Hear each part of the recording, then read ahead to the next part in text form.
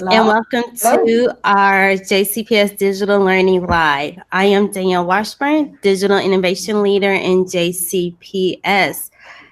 Hi, panel. Hello. How are you? Great. How are you all? Good. Well, Great. Awesome. I will be taking questions from the YouTube live chat, and Bev will be running the control room. So if you are watching us live, make sure you drop in there and introduce yourself, as well as let us know what school or district office you are from.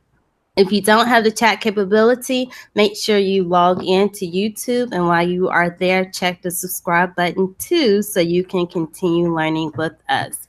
I would like to introduce our panel for today. We have Melissa Lott at the Academy of Shawnee. We also have Angela Pillow Boom. She is from Breckenridge, Franklin.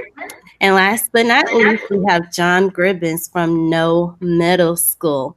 Without further ado, I will turn it over to you all. Okay. Well, we thought we would share, not knowing how many folks are actually familiar with the FRYSCs, and FRYSCs, our acronym, stands for Family Resource Youth Services Centers. Family Resource Centers are elementary based, and Youth Service Centers are middle school and high school based. We thought we'd just kind of give you a background on this. We give you a real short explanation of what that is. So in 1990, when CARA instituted CARA in 1990, one concept of that was the creation of family resource and youth service centers.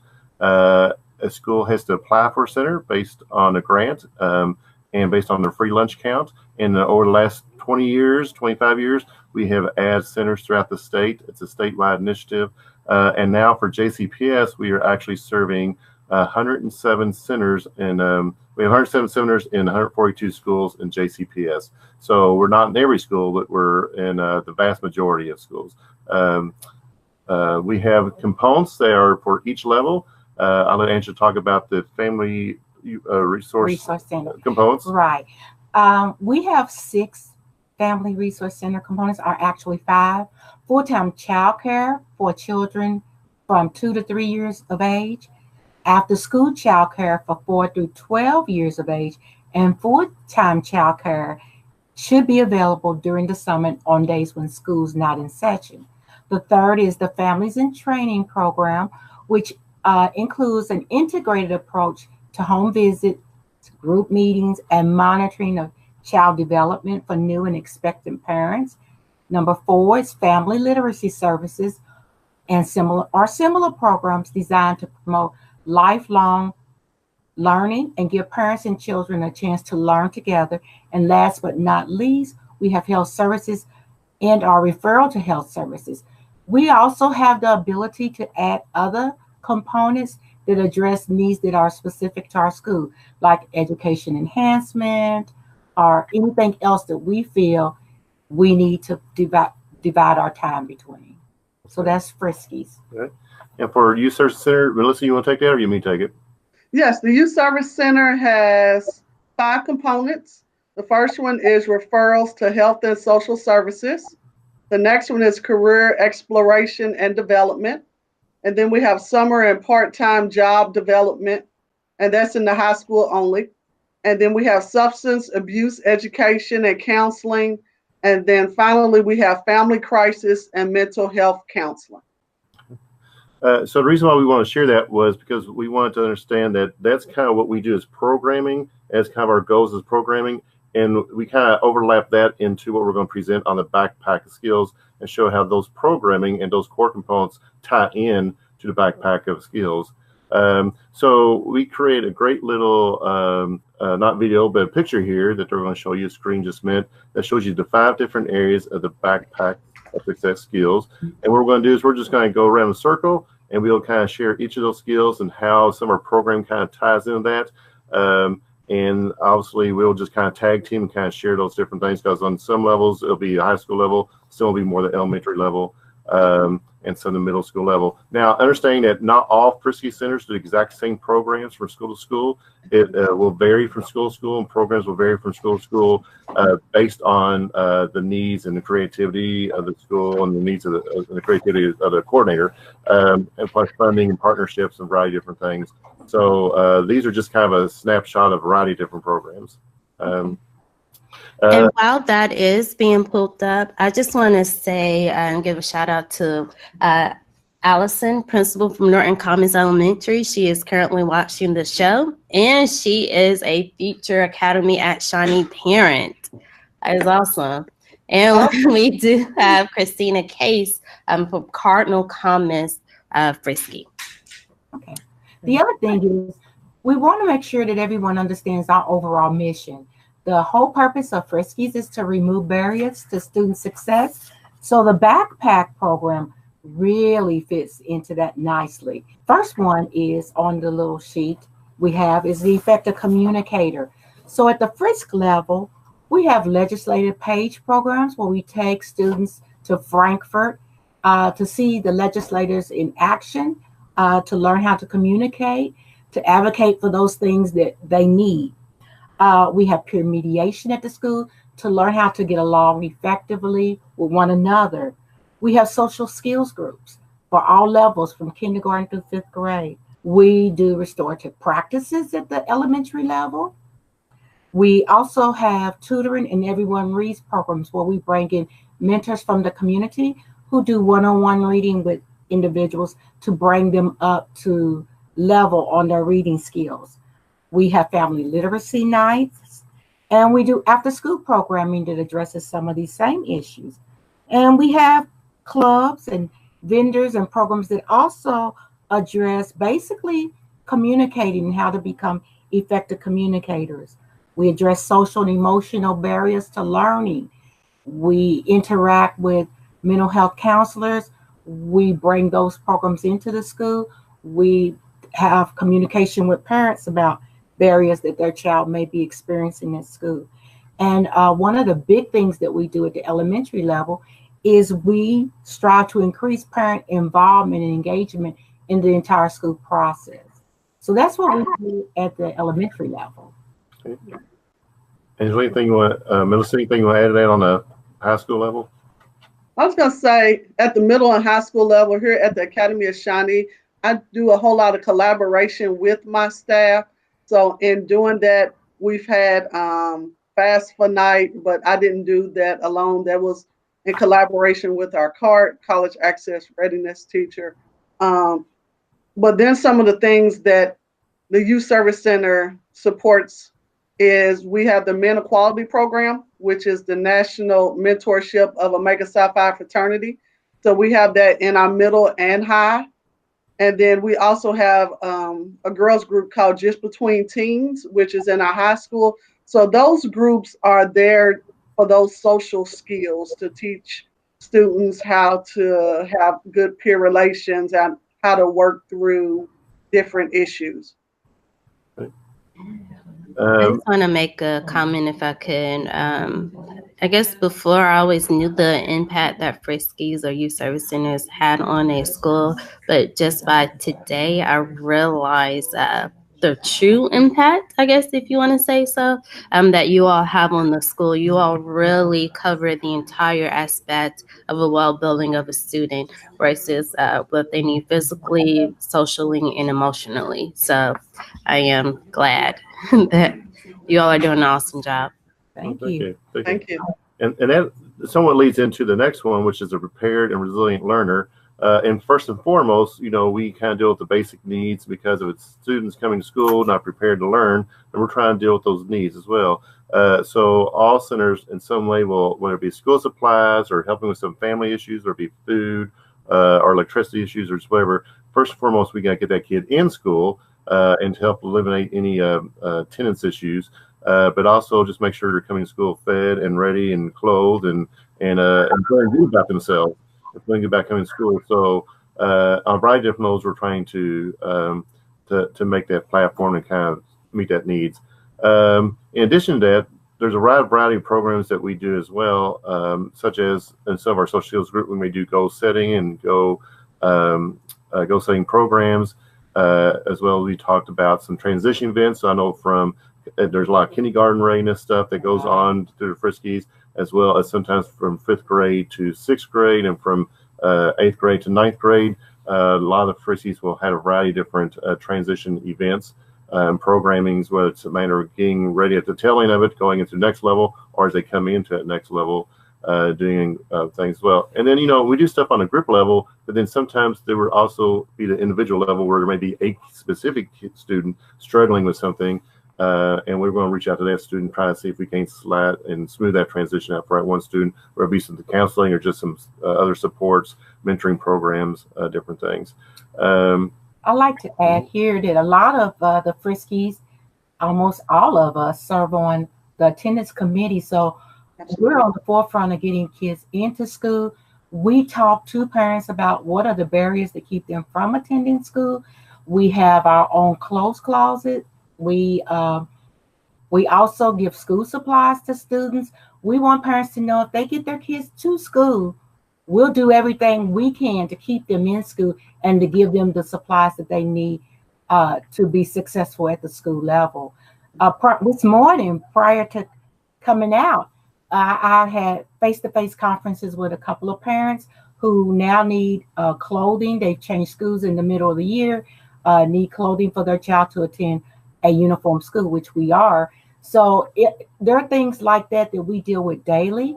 Every week I give out food to my students. We do the Backpack Buddy program. Some schools have the Blessing in the Backpack program. And now some of our middle schools are offering pantries, food pantries, for students to get food to take home as they need it. So we're involved in all of those things that when you hear kids say they don't want to go to school, those are the kind of things that they're referred to Family Resource and Youth Service Centers to address. Mm-hmm. And Angela mentioned clothing, and we'd be remiss if we didn't give a shout out to the JCPS CAP program, the clothing system program, with Justin Wills, because the 15th District PTSA has a huge clothes closet, and Justin Wills does a great job, as well as the PTSA members coordinating that. And so we can send parents there, and they can get uniforms that are specifically for them. Their school, as well as just a variety of other clothing as well. And that's a great resource for JCPS. It's another partnership that we work together on to kind of meet those needs of those students. I do have a question. Oh, sorry. I was going to say one other partnership that we have with the Clothes Closet is vision vouchers. So for students who need glasses, we can also get them glasses so that they can excel academically. And I have two questions. One is from the YouTube chat. So let me say that first. And that's from Allison, principal at Norton Commons. And her question is, are there specific artifacts that the students derive from the participation in your programming, or are the skills utilized in other areas for an impact? So are there specific items or artifacts that students can receive and add to the backpack by participating in your program? Good morning, Allison. And yes, there are. We try to incorporate things that they normally do. Like if they participate in Girls on the Run, we can upload artifacts from that program. If we have a dance at our school, we can upload participation at that. So different things that they already are involved in our school, we can upload those artifacts as well. So we don't consider it an add-on. We consider it a way to illustrate the things that we're already doing. And a lot of the group programs that we do, whether it be, like I said, annual management program or social skills programs, a student can write a reflective piece on that and kind of show how that has motivated them and changed them and improved their grades, et cetera. And that reflective piece could also be added into a backpack as well. Awesome. And then the second question that I have is, just in case there are parents that will be watching the show and they don't know how to receive some of the resources that you are sharing, can you let parents know how they can receive some of the support, just in case they need that support from you all? Mm-hmm. The whole goal of the Family Resource Youth Service Centers, the concept was to be in the school, to kind of come to the parents. So the easiest way is just call the school and ask for the Family Resource Youth Service Center, because they'll know the school phone number. We all have separate phone numbers, but just call the school and just ask the front desk, can you get me in touch with the Family Resource Youth Service Center? And then also they can walk into the school. I had 2 conferences with parents this morning who walked into the school and told our Welcome Center that they were in need of certain things. And the Welcome Center referred her to me. And my office actually sits right next to the Welcome Center. So they can walk into the school, they can call the school. They are going to be referred to us if they express a need that the rest of the school knows that we can deal with. Thank you. Okay. The next one on our little circle here, the Backpack Success Skills, is the Emerging Innovator. And that is through a variety of, often you'll see that in summer camp programs where we might sponsor a summer camp program and parent groups, as well as peer relation mentoring groups and student support groups. Conflict resolution is always an important one that we use a lot of times on middle school and high school level, as well as student workshops and them thinking about the future and how they might want to look at colleges, different things. So that again will take a variety of different formats at different schools where they can tie in that. And yeah, if I can jump in to speak about the summer camps and program, every year the FRYSC sponsors a summer camp kickoff where there are different vendors who come in and present on different summer camps. And we do that because we understand the importance of continuing to learn during the summer. And in addition to doing that, a lot of FRCs, which are the elementary level, they actually sponsor students to go to camps in the summer. So there are some opportunities for that educational gap to continue to be decreased, and hopefully to give the child some experiences just so that they aren't sitting at home every day in the summer in front of the TV or not getting exposure. At the FRYSC level, we like to do programs that bring parents and children into school together and engaged in programming. And Title I has been very supportive of some of the programs that have increased parent engagement at the elementary level. So shout out to Title I programs too. Okay. Going around a circle, the next one is productive collaborating. I Rose, on the last one, that was supposed to be Melissa's lead on that, and I'd stepped on her toes on that one. So Melissa, I'm going to let you take the lead on the productive collaborator. So the productive collaborator, as you see on the handout, deals with peer relationship development and character education. So there's a lot of different programming: safety patrol, student council, conflict resolution, junior achievement, and then supporting student and parent voices.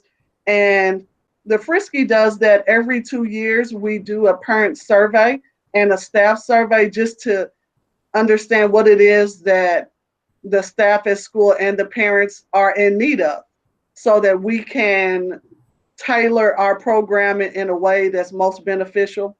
And then promoting positive life skills through social skills groups.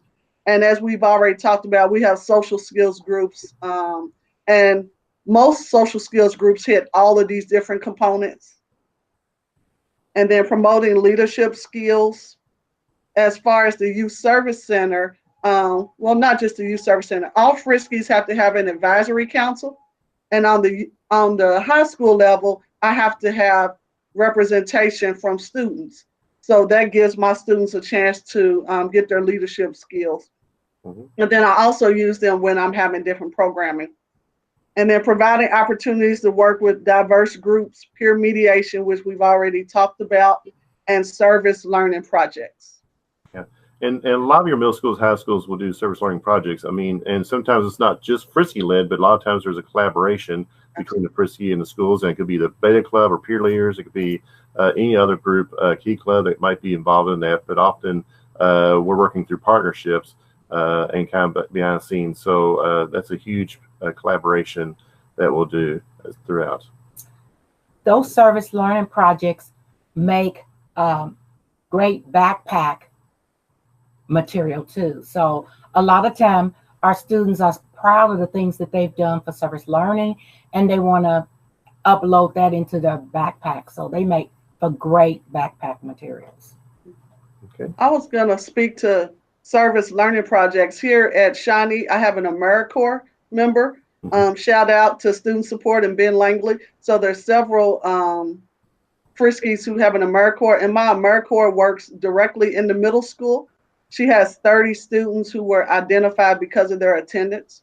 But because she's in the middle school, she kind of does a lot in the middle school. Well, she has done several projects. She did water souls where the students actually donated their old shoes, which will be recycled. And then she also took a group down to Kroger's to partner with an outside agency who was having a day where someone was paying for their clients to get groceries. So they just went down there and they just were hostesses and greeters and carried groceries to cars. So that service learning projects looks really different in all the schools depending on, what project it is that they're doing. Okay. And I just have a comment from our YouTube live chat from Heather Worrell. She said that the image is super powerful and it's so awesome to have you all on the show, and you all are the experts to break down each success skill and how it can be applied in their backpack. So yes, thank you. Shout out to you all. Good. Thank you. Well, and what we did, so we had and again, I want to go back to these programs are not in every school, but it's just a wide variety. And so we had a work session back in the fall, and we looked at the backpacks and skills, these 5 different areas. And we said, what do we do now that ties into it? And of course, it's just, when you look at the school district as a whole and the FRYSCs as a whole, it's just a wide variety of different creative programs. Some are very common that we do across the board, but it's just, and again, that is based on what the needs and the resources are on that school and that community, as well as the creativity coordinator and the advisory council. So that's why everything looks different from school to school, and that's our success, that we can be flexible and meet the needs of the student population. And we have one more left. We have the globally and culturally competent citizen. And Angela, you want to take the lead on that one? Yes. Okay. Another thing I think we do, and we do well as FRYSCs, is that we invite community into the school. A lot of our partnerships and collaborations are with individuals who want to do something and don't quite know what to do, and we can give them guidance on that. This year, Invesco adopted my school at the beginning of the year. They wanted to do something along with our orientation. They wanted to make it fun. They wanted to provide every student with a backpack with school supplies in it. They wanted to do face painting. They had DJ. They had games. They served a meal. These are things that help us start school on a very positive note, and that we do not have to reach into our monies to come up with. That probably, the event that they had at my school probably cost them over $5,000. But it did start school on a positive note. It did ensure that all of our children had backpacks and school supplies for the first week of school. We seek out these kind of collaborations and partnerships as FRYSCs. And most of us have several of them. I have 2 very big churches that sponsor both my Everyone Reads program and also my Backpack Buddies program. My Backpack Buddies program serves over 150 students with food for the weekend. It was in excess of $30,000. So we are constantly looking for community partners and other partnerships within the district to help us to do the programs that we have. And when you talk about partners, I would be remiss if I didn't mention the Northwest Neighborhood Place. They are a great partner. We share the same building. We do a lot of programming together. For example, we do a prom giveaway event together where young ladies can come in and get dresses, accessories. This year, we had someone who saw it on Facebook, and she's a seamstress. She just volunteered and showed up with a sewing machine, so she tailored dresses. We had someone who saw it on Facebook and came in and she sold jewelry and gave it to the students free of charge. And then the gentleman got tuxedo vouchers. So we do a lot of programming, as Angela talked about. The FRYSCs understand that we can't do it alone, but if we partner with other agencies and we tie people in, the more people we can tie in is for the benefit of our students and their families. And along with the neighborhood places, which I think throughout the county, Friskies are tied into that on many different levels. And shout out again to Ben Langley, but also just local PTSAs. I know we're tied very closely to our PTSA, and we are able to kind of be that bridge between the school needs and our PTSA, and kind of they help kind of serve as well, whether it be financial or just other ways. And a case in point, for our 8th grade defenses that we're kind of going through right now, many of our PTSA members have served on those panels to come in and be volunteers. And we have, of course, our backpack staff here who trains them on what to look for. And so they've set in on a majority of those panels to help that. And it's great to get that parent perspective, but also for them to see these students present on the backpack, their defenses. And parents just walk away sometimes just saying, well, that was great, that was wonderful, and thank you for inviting me to be part of that. So it's another way to pull the family and the parents into the school on a deeper level, so to speak. Yeah, and all of our Friskies also served on those panels, and it was great to see the growth of the children from being able to present an idea to talk about deficits that they noticed in themselves, things that they weren't good at, that they will be motivated to do a better job even when they do it next year. It was amazing to watch the defenses. This is awesome. Allison, she took the words right out of my mouth. She said, wow, just wow. And she also stated that she just realized your hashtag, and so did I. And that is a very great hashtag.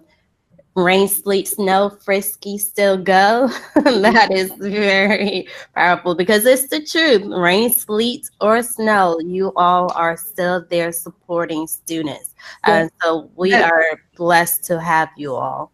And if I can interject, I was going to say that hashtag came about during the snow when Friskies who do feeding of students, they still were in the building on those days. And because the students weren't in the buildings, they were delivering food to students' houses.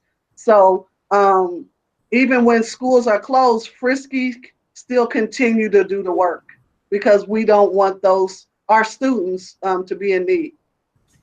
I like to say that you all are our unsung heroes. Mm-hmm. You are the backbone of the schools, and you all really support the students. And like I've said before, I don't think really, at least for me, I didn't realize how much work you do and how much impact that you have on students. I am glad that I was a part of this show, because just the amount of work that you have done, the collaboration, and we want our students to be collaborators. You all are knocking it out of the park and collaborating with those different organizations.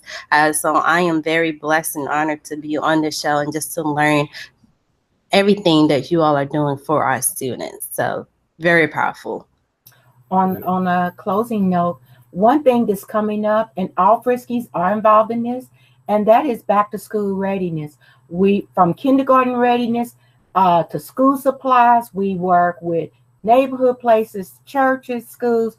We actually provide some of the supplies that the students are receiving at the back to school events. And almost all Friskies work at least one or two of those events. So when students are home in the summer, we're preparing for the next year, and we're getting things ready for them to have a successful next school year. And I want to thank all those organizations out there that help us to do that, because all around the cities, there are those back to school fest and events that we are a part of. Yeah, I think I just saw an email just earlier today about there's already about 12 events scheduled. 12 Saturday events scheduled, back to school events scheduled, and it's not just giving away the school supplies, but it's immunizations, clothing. It could be parent workshops. It could be a variety. I know I was at a meeting the other day, and they were talking about parent voter registration for the upcoming primaries and different things, and making that part of it. So it really is trying to address primarily the student, but also the family needs as well. We get them physicals. And I was going to say the number of students that we serve at those events combined is a large number. I actually have a back to school jam here at Shawnee in collaboration with the neighborhood place, and we give away 1,100 backpacks. And that's here at one center. So if you look at all those events together, that serves a huge number. And not only do they get school supplies, as John and Angela said, at that event, they can also sign up for clothing appointments. So they are able to get the clothes that they need to return to school. They're able to get their vaccinations. They're able to get all the information that they need to get them ready to return back to school. And we even do sports physicals at some of those because, as many of you know, those teams start before school actually starts back. So we're very busy giving physicals, immunizations, directions, making sure people have buses to get to school to be ready for that first day. The worst thing is to come to school on the first day and not know how you're going to get home. We try to do everything we can on the front end to make sure that all of that is taken care of before we start school. Good. And then the one other really big thing we do, which we referenced earlier, is there's through the CAP program, there's a blitz a week, about 2 weeks before school, a week-long blitz. And throughout that week, we are throughout the day, all the FRYSC coordinators come together with Justin Wills and the CAP program to provide clothing uniforms. It's a solid week of parents coming in, and we are there to help them find right sizes. And this is new clothing. This is not used clothing, and get them ready, because we know as that's the New Year's approaching, sometimes the money it costs to go back to school is more than some families can afford. So between the combination of school supplies and clothing, we try to get them ready to go. And also during the summer, I'm not going to say every center does it, but several centers go out and welcome their incoming students. I know some of the elementaries go out and welcome their kindergartners. They take a book with them and they just introduce themselves. On the high school and the middle school level, for me, I know the students who've had attendance that was not the best last year. So I get to make those home visits in the summer, get to introduce myself, say, let's get out to a good start as far as attendance. Because as John stated, I'm also on the attendance committee. I'm the attendance chair. So I do a lot with attendance here at Shawnee. That is awesome. And just one more comment from the YouTube chat. Heather Royal, she stated that this will be a model for other districts. And then Allison also brought up that your idea, Melissa, is amazing, and she is going to steal that. It's not my idea. It's several centers do it. So. Good. Awesome. All right. Is there anything else you all would like to share? Just that we're there, and we're there to serve our families and our students. And a lot of times the families may not know everybody in the school, but they normally know us because we make a lot of overtures to know them. We come to the events of the school. We sponsor events at the school. We try to do this to make it welcoming. We also do family team meetings where when children are in trouble because of attendance, we try to get their parents in again to see what else can we do to help you get your child to school on time and be successful. So I think in a lot of ways, we're the face of the school that encourages our families, and we enjoy doing that. So we look forward to hearing from parents who may not have known that we did some of these things. So we look forward to hearing from them. I know Dr. Polio came to a meeting once when he was first superintendent, and he said a quote that sticks with me. He says, "FRYSCs are the heartbeat of the school building."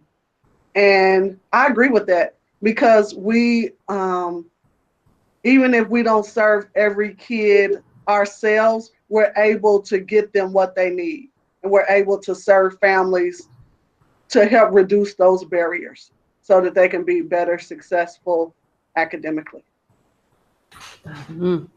That is a very powerful quote, because it is the truth. You all are the heartbeat of the school. That is awesome.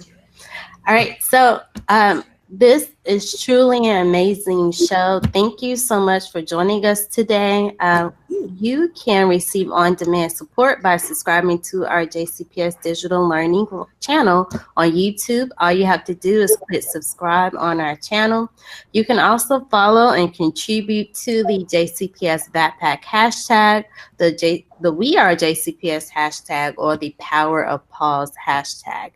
We will see you on our next show. Have a great day, everyone. Thank you. Bye-bye. Thank you. Bye-bye. Bye.